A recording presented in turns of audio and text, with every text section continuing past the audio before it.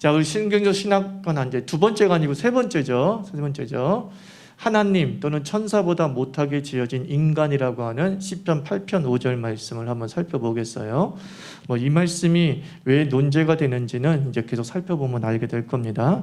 우리가 지난주에 하나님의 형상의 의미를 살펴봤잖아요. 그래서 성경에서 그 하나님의 형상 그리고 사람의 창조가 시간이 흐르면서 어떻게 이해되었는지를 잘 설명해주는 여러 성경 구절이 있는데 그 중에 하나가 시편 8편 5절 말씀이에요. 시편 8편은 다윗의 시로 알려져 있죠. 하나님의 창조를 찬양하는 그런 내용입니다. 우리가 한번 4절부터 6절까지를 한번 읽어보도록 하겠습니다. 시작. 사람이 무엇이기에 주님께서 이렇게까지 생각하여 주시며 사람의 아들이 무엇이기에 주님께서 이렇게까지 돌보아 주십니까? 주님께서는 그를 하나님보다 조금 못하게 하시고 그에게 존귀하고 영화로운 왕관을 씌워주셨습니다. 주님께서 손수 지으신 만물을 다스리게 하시고 모든 것을 그의 발 아래 두셨습니다. 자, 여기서 5절 말씀이 중요해요. 주님께서는 그를 하나님보다 조금 못하게 하시고, 자, 이게 성경을 좀 읽어본 사람들, 그리고 최소 옛날부터 성경을 읽으신 20년 전, 30년 전부터 성경을 읽으시고 최근까지도 성경을 읽으신 분은 그를 하나님보다 조금 못하게 하시는 부분이 굉장히 이상하게 들릴 수밖에 없어요. 나중에 볼게요. 그래서 이 시편 8편 5절에서의 그 논쟁거리는 두 가지예요. 그 첫째 논쟁거리가 뭐냐면 인간은 천사보다 열등하다는 뜻인가? 이제 이것을 이야기하고 있어요. 하나님보다 열등한 건 당연하잖아요. 그런데 옛날 성경에는 천사보다 조금 못하게 하시고 이렇게 기록되어져 있었기 때문에 그때 당시 그 성경 가지고 논쟁거리가 된 게 하나님께서 천사도 창조하시고 인간도 창조했는데 그 순서에 있어서 그 서열에 있어서 천사가 가장 첫 번째이고 그 다음에 인간은 천사보다 못하고 그리고 동물은 사람보다 못하는 그런 창조의 서열 순서를 정하는 그런 강의도 없지 않아 있었다는 거예요. 그 이유가 뭐냐면 5절 말씀에 주님께서는 그를 하나님보다 조금 못하게 하시고 주님께서는 그를 천사보다 조금 못하게 하시고 라고 하는 성경 구절에 기인한다는 거예요.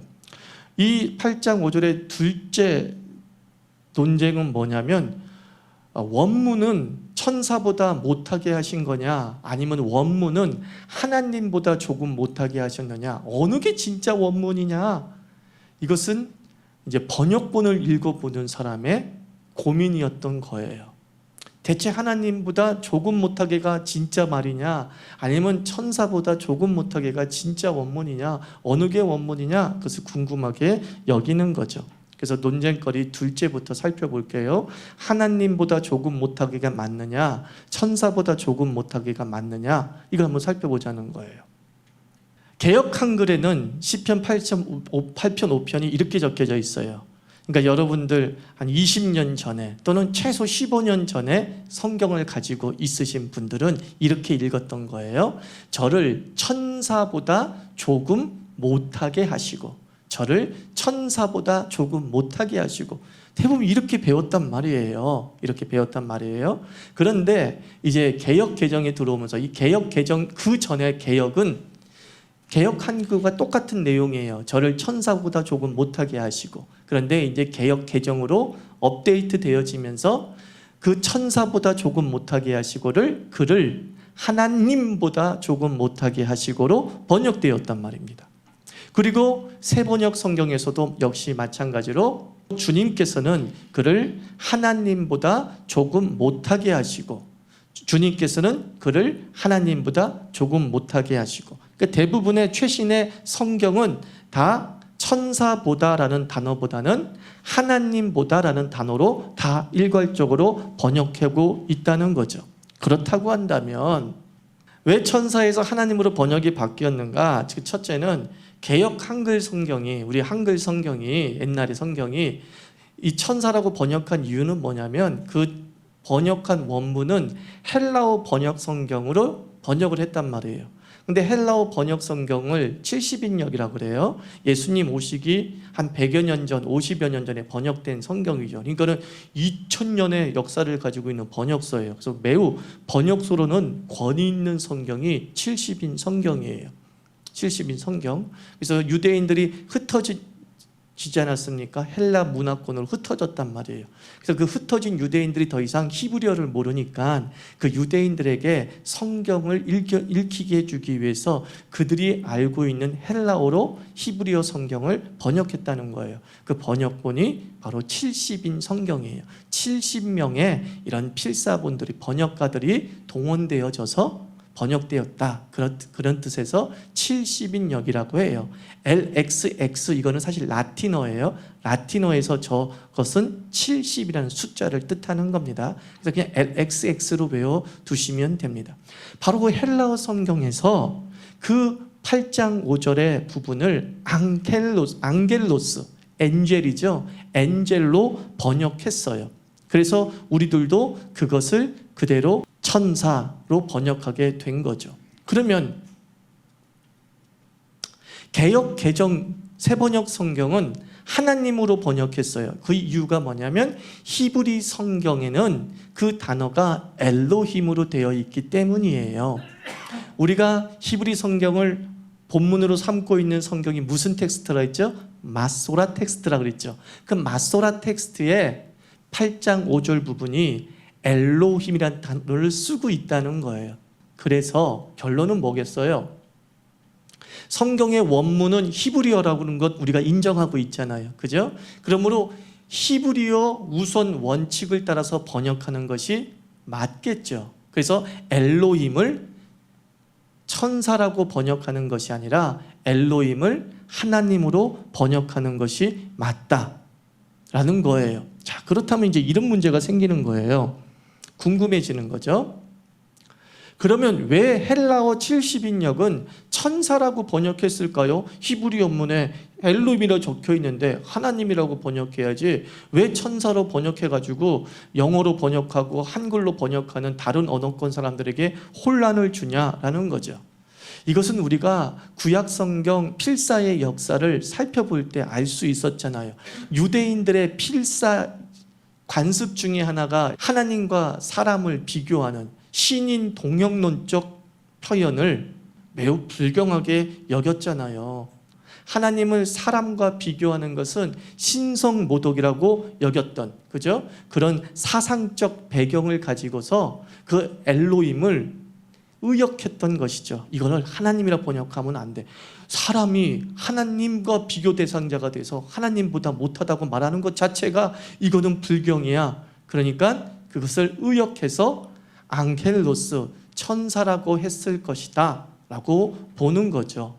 그리고 이제 본외로서 이 히브리어 시편이 인용된 신약 성경이 있어요. 아니, 헬라어 70인역 시편 8편을 인용한 신약 성경이 있는데 그 신약 성경이 히브리서예요. 히브리서 2장 6절과 9절은 히브리어 성경 시편을 인용한 게 아니라 헬라어 성경 시편 8편을 인용했어요. 그래서 거기서 예수님을 표현함에 있어서 예수님을 천사보다 조금 못하게 하시고 천사보다 조금 못하게 하신 그 사람을 우리 같은 사람으로 적용한 게 아니라 히브리서 기자는 그 천사보다 조금 못하게 하셨다는 그 말씀은 바로 메시아 예수 그리스도를 말씀하시는 것이다 라고 하면서 바로 예수 그리스도께서 성육신 하시고 그리고 고난을 당하시는 그 모습을 천사보다 조금 못하게 하셨다는 말로 표현되었다 이렇게 보는 것이죠. 그래서 하나님이시잖아요. 예수님은 하나님이시잖아요. 하나님이신데 자신이 만든 피조물보다 못한 존재로 이렇게 세상에 태어나서 온갖 고난과 아픔을 겪으셨다. 그리고 바로 그 고난받으신 하나님께서 만물을 다스리는 왕이시다 라고 하는 메시아적 해석을 사용하고 있는 거죠. 그러면 이 해석은 잘못되지 않았습니까? 원문은 하나님보다로 이해되어져야 되기 때문에 자, 그런데 여기서 우리가 기억해야 될 것은 원문을 완전하게 복원해낼 수 있다 없다? 없다라고 말씀을 드렸잖아요. 그러니까 이 2000여 년 전에 번역된 헬라어 성경과 그리고 히브리 성경에서의 이 엘로힘으로 쓰였을 것이다 라고 보는 것과 그리고 그 엘로힘이 천사라고 번역될 수 있는 어느 일정 부분이 있기 때문에 천사라고 말해도 틀리지 않는다 라고 말하는 이들도 있어요. 자, 그래서 히브리서 2장 6절과 9절의 해석은 결코 틀린 것이 아니다. 메시아적 해석으로도 충분히 가능한 성경이다. 그래서 우리가 이것을 모형론적 해석이라고 하죠. 구약의 어떤 사건과 인물을 예수 그리스도의 그림자로 보는 거예요. 그것을 모형론적 해석이라 그래요. 그래서 대표적인 모형론적 해석이 뭐냐면 아브라함이 자기 독생자 아들 이삭을 제물로 바치잖아요. 자, 이것은 대체 무엇의 모형일까요? 십자가의 모형이죠. 성부 하나님께서 성자 독생자 예수를 죽이는 것, 그게 십자가잖아요. 그런데 바로 아브라함이 이삭을 제물로 바쳐 죽이는 것과 예수 그리스도께서 십자가에서 돌아 죽으시는 것이 딱 그림상으로 맞아요. 그래서 이것을 무슨 해석이라고 그래요? 모형론적 해석이라고 하는 거예요. 그래서 히브리서 2장 6절과 9절도 바로 시편 8편을 모형론적으로 해석을 해서 적용을 한 것이죠. 그래서 무리가 없다고 보는 거예요. 이제 우리가 시편 8편을 그래서 그 시대로 읽는 게 더 중요해요.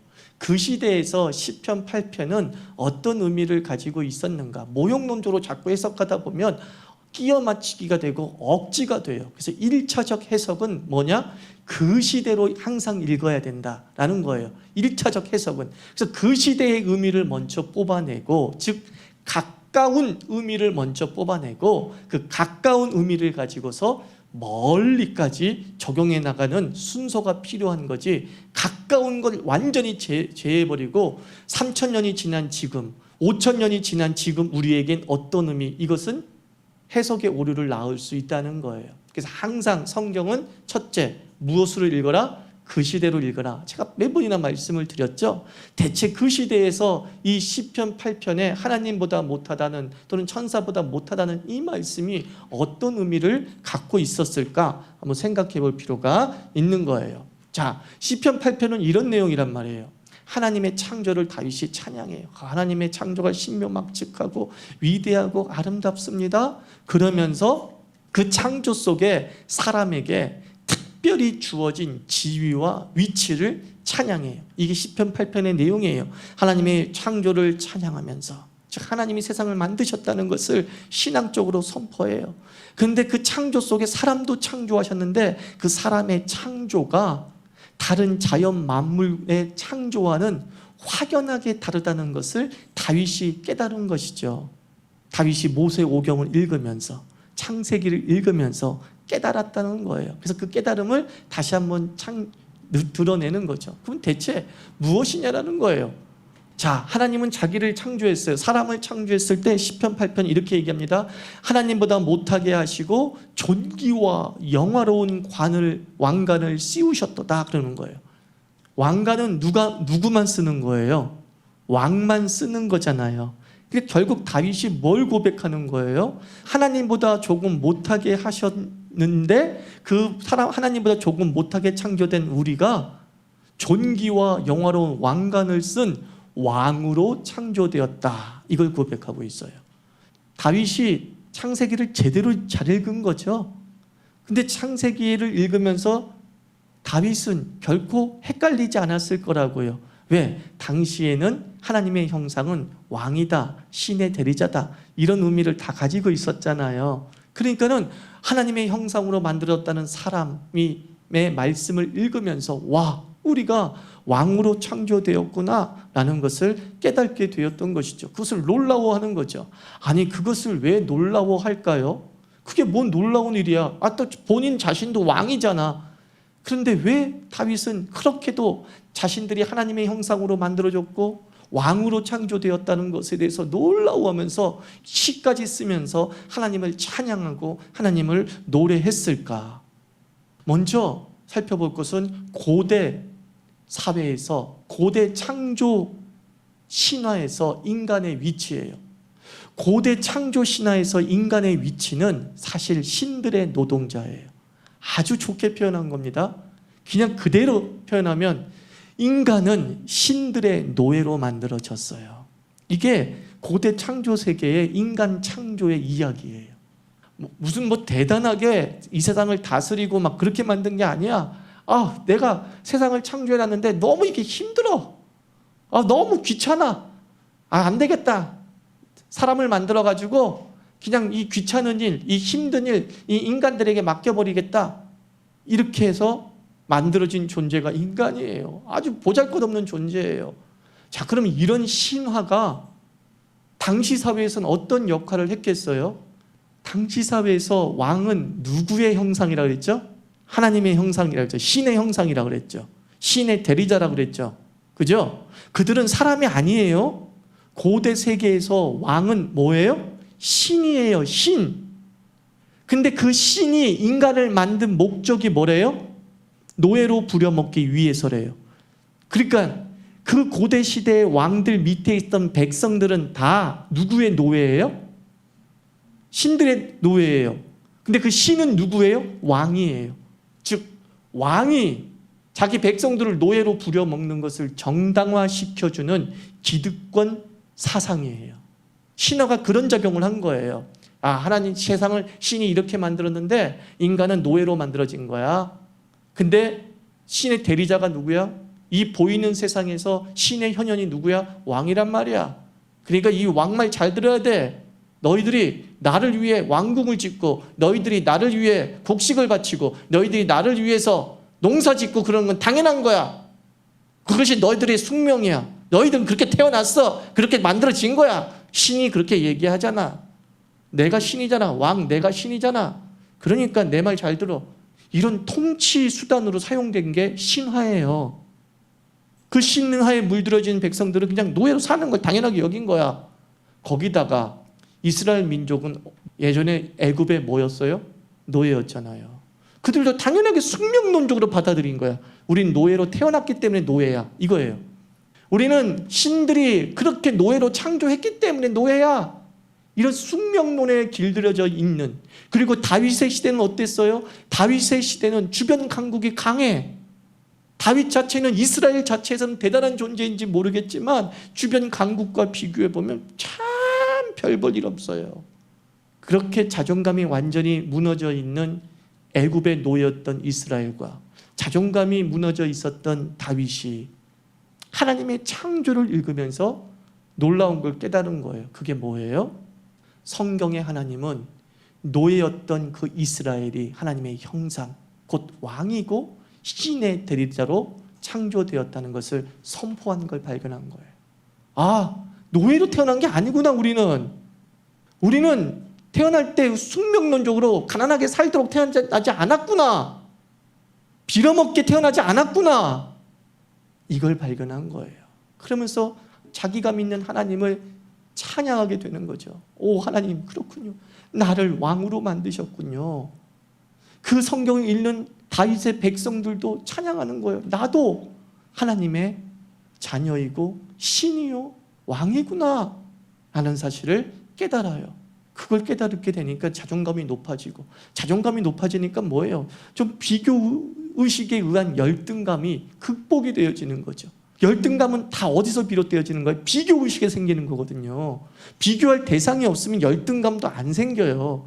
누군가와 자꾸 비교되기 때문에 열등감이 생기는 거예요. 나는 쟤보다 못하다, 열등감. 나는 쟤보다 잘났다, 우월감. 이렇게 되는 거거든요. 그래서 하나님께서는 우리 자신들에게 비교 대상이 누구냐, 그걸 따지지 말고 너희들의 원류를 따라 올라가 봐라. 너희들은 그렇게 태어났다라는 거예요. 미국에서 집안에서 키우던 금붕어 이런 것들을 자꾸 강에 방류해가지고 생태계가 위협받는다는 거예요. 금붕어가 우린 요만한 커봤자 요만하잖아요. 근데 방류된 금붕어가 이렇게까지 자라더래요. 팔뚝까지. 저는 그것을 보고 깨달았어요. 금붕어는 원래 그만한 크기의 종자였던 거예요. 강에 가서 커진 게 아니라 원래 그만한 종자였어요. 그런데 그가 어항이라고 하는 환경을 숙명론적으로 받아들인 거야. 아, 내 환경은 이것밖에 되지 않는 거야? 그 숙명론적으로 받아들인 그 순간 그는 더 이상 팔뚝만큼 못 자라는 거죠. 우리는 우리의 환경을 숙명론적으로 받아들여. 나는 이렇게 태어났어. 난 이 수준으로 태어났어. 그 순간 우리는 어항 속에 갇힌 금붕어처럼 되는 거예요. 하나님은 왜 탈출시키셨어요? 어항에서 자랄 존재가 아닌 걸 아시기 때문에. 너의 환경적 숙명은 어항이 아니야. 너희들의 환경적 숙명은 젖과 꿀이 흐르는 가나안 땅이야. 내가 너희에게 주는 선물의 땅이 너희들의 터전이야. 그 터전에서는 강성해질 수밖에 없고 창조의 원래의 목적대로 성장할 수밖에 없는 것이죠. 다윗이 그것을 깨달은 거예요. 자기를 항아리 속 금붕어처럼 여긴 거예요. 아, 나의 세계는 되게 좁아. 이집트에 치이고 있지. 아수르나 바벨론에 치이고 있지. 모압에 치이고 있지. 아, 난 너무 좁아. 난 작아. 근데 하나님 얘기해요. 네가 왜 작아? 내가 왕으로 만들었는데. 이스라엘에게 얘기해요. 네가 왜 작아? 신들의 대리자로 내가 만들었는데. 너의 역할을 해. 그러니까 다윗이 찬양하기 시작한 거예요. 하나님의 창조가 놀랍다. 그 창조 속에 더욱 놀라운 것은 나를 존귀와 영화로 관을 씌우시고 하나님의 형상을 닮은 존재로 만드시어서 이 땅을 다스리게 하셨다. 8장 5절 이후에 계속 나오는 내용이에요. 이 만물을 다스리게 하셨도다. 호연지기가 생긴 거죠. 되게 넓어진 거죠. 근데 참 재미난 사실은 다윗의 시대에 거의 하나님이 약속하신 가나안 땅에 거의 원형을 회복했어요. 다윗의 시대에. 그만큼 땅이 넓어졌다는 거죠. 뭐 때문이에요? 이 자존감이 먼저 회복되어지니까. 자기가 어떤 존재인가에 대한 크기를 확신하게 되니까 어항 속의 금붕어가 아니라 강의 금붕어가 돼서 팔뚝만큼 자랄 수 있었던 거죠. 그러므로 우리는 천사보다 못한 존재라는 번역은 어찌 보면 원문이 아닐 가능성이 높다고 말씀드리는 거예요. 우리는 열등하게 만들지 않았다. 천사보다 이러면 뭐예요? 열등하다 이런 의미가 담겨져 있잖아요. 그러나 하나님은 하나님보다, 이건 당연한 거죠. 그죠? 그런데 하나님보다 못한데 하나님 다음이다라는 의미를 가지고 있어요. 우리의 자존감이 높아져서 저는 가장 원문에 가까운 해석이 천사보다는 그래서 하나님보다가 더 원문에 가깝다. 그렇게 읽어야 우리가 나를 창조하신 하나님의 은혜를 더 찬양하게 되는 거죠. 아, 나를 열등하게 만드신 하나님이 아니라, 나를 젖고래비 순서로 만든 하나님이 아니라 하나님은 나를 당신 다음으로 이 땅을 다스릴 위대한 존재로 만드셨구나. 여러분들이 자녀들을 신앙교육할 때도 그렇게 가르치세요. 하나님은 우리를 이 땅의 통치자로 창조하셨어. 너는 참 큰 존재야. 너는 어항 속에 자라서는 안 돼. 강에서 자라. 팔뚝만큼 될 만한 종자가 큰 존재야. 우리는 그렇게 창조되었다는 거예요. 그래서 시편 8편 5편은 우리에게 너무나 중요한 신학을 심어주는 귀한 말씀이에요. 같이 기도합시다.